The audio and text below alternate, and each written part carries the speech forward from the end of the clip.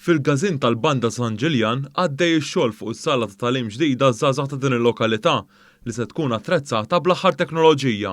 Dan permezz tgħotja ta' 10,000 euro minn fond ta' kontingenza għal għaqdiet volontarji.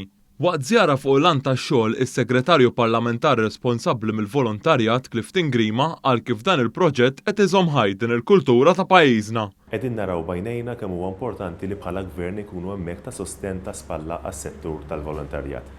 Infatti, permezz tal-fond ta' kontingenza qegħdin naraw ħidma li tissir ġewwa il-każin tal-Banda ta' San Ġiljan li permezz tagħha jkollhom sala tal-mużika li fiha tilqa' it-tfal ta' din il-lokalità.